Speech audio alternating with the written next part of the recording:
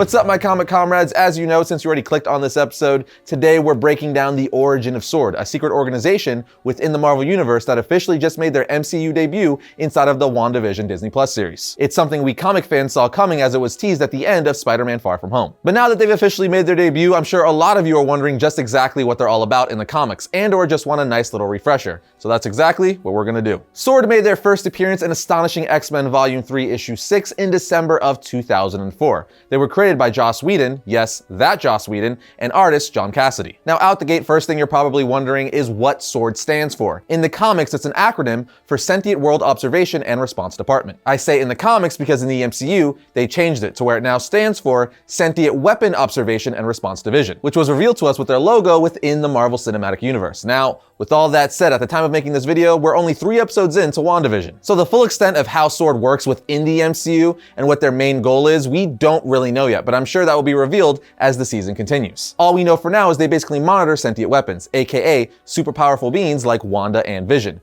We could also assume they're an offshoot of S.H.I.E.L.D. if that tease with Nick Fury in space with the Skrulls at the end of Spider-Man Far From Home is any indication. But again, this is all just assumptions and theories at this point. Either way, like we always do, we're here to focus on the comic book versions of things, because without that, all these movies, cartoons, and video games wouldn't even exist. So like I said a minute ago, in the comic books, S.W.O.R.D stands for Sentient World Observation and Response Department. They're a sister organization to S.H.I.E.L.D. that specializes in extraterrestrial threats. That being the case, it's kind of ambiguous as to whether S.W.O.R.D is a subdivision of S.H.I.E.L.D. or a sister agency. Either way, it's an offshoot of S.H.I.E.L.D., but when Nick Fury left S.H.I.E.L.D. as its director, relationships between both organizations became a little bit strained, to say the least. As for who the director of S.W.O.R.D is, their Nick Fury, that role belongs to Commander Abigail Brand. But unlike just being a normal dude like Nick Fury, Abigail Brand is half mutant and half alien, which makes her an extremely interesting character, especially since she's the director of S.W.O.R.D. Now, I know saying she's a mutant and alien has piqued a lot of your interest. So you're probably like, what are her powers then? Her main power is tactile pyrokinesis. Layman's terms, she has the ability to turn her hands into flames, which are hot enough to burn through most metals via tactile contact. And because of her alien physiology, she is extremely durable. She's even survived a laser cannon blast to the torso. She can speak several languages like Alien and Kree,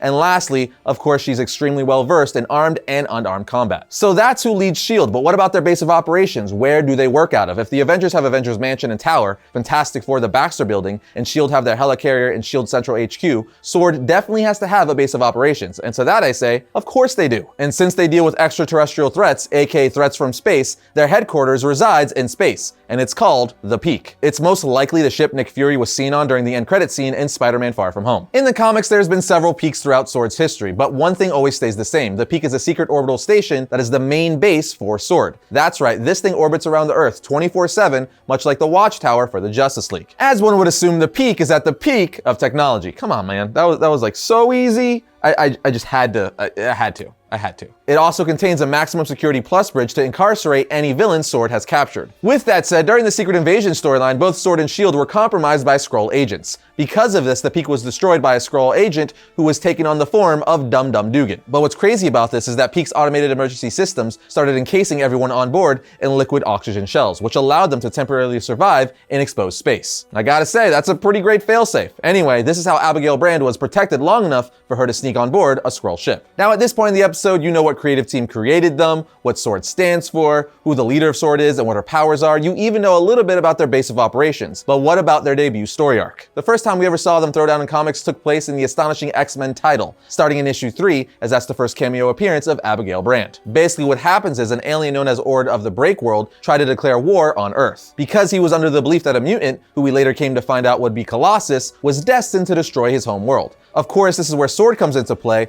because that's what they deal with, extraterrestrial threats. So Brand is all like, hey Ord, hey guy, how about we handle this diplomatically? And instead of destroying all of Earth, how about you figure out a cure for the mutant gene while we work to figure out who said mutant is? And then when we find him and you figure out a cure, we could use it on him. But of course, things don't go that way, as Ord was defeated by the X-Men and then apprehended by S.W.O.R.D. One thing you're gonna notice is that S.W.O.R.D walks the line of protagonist and antagonist, as they pretty much are just out to save Earth and they don't care by what means. At least they've been shown to teeter that line several times. Anyway, now that you got a summary of their first story arc, let's wrap things up by talking about the core members of S.W.O.R.D. Their most important member is their director, Abigail Brand, but I've already went into detail about her, so let's move on to her right-hand man, Sidran. He's an alien from the planet Dranks. He's also a telepath with the ability to sense things remotely. But that's not the only ability Sidran has. He also has heightened animalistic abilities, such as smell. Next up, we have Lockheed. That's right, Kitty Pryde's pet dragon. In fact, it was later revealed that Lockheed was actually a spy for S.W.O.R.D. while living in the X-Mansion. And the fact that Lockheed is a polyglot, who is a master of countless alien languages, makes him one of the most valuable members of S.W.O.R.D. Moving along again, we have Beast. That's right, the blue-furred mutant from the X-Men. It's no secret that most of the X-Men are not too fond of Brand, especially after the stunt she pulled with S.W.O.R.D. trying to develop a cure for the mutant gene. But if there's one thing we know about Beast, he's all about science and scientific discoveries. Because of this, he's fascinated by the work S.W.O.R.D. does. So he often works with them. So much so, he's even begun to form a romantic relationship with Brand. Next up, we have Henry Peter Gyrick. He's an ambitious politician who has been a thorn in the side of the superhuman community for as long as I can remember. Because of this, he's become the enemy of countless superheroes. Eventually, this government agent slash politician joins S.W.O.R.D. as its co-commander. That way, the government can keep their eyes on Brand, because to say they don't trust her is an understatement. And lastly, we have Jessica Drew, Spider-Woman. During the Secret Invasion, when all Skrulls were impostoring heroes, one impostered Jessica Drew, which ruined her reputation with the world. Because of this, Spider-Woman left Earth behind and joined S.W.O.R.D. But just like that, there you have it, my comic comrades, a brief summary and origin of S.W.O.R.D. and what they're all about. If you guys are looking for some good S.W.O.R.D. reading recommendations, check out Astonishing X-Men by Joss Whedon and John Cassaday Ultimate Collection Book 1, Astonishing X-Men by Joss Whedon and John Cassaday Ultimate Book Collection 2, and of course, their current self-titled series from 2020. That should be enough to get you all started. And just like that, that brings today's episode of Variant to a close. But if you like today's video, be sure to check out this one right here. And if you like all of our content, be sure to like, subscribe, and comment.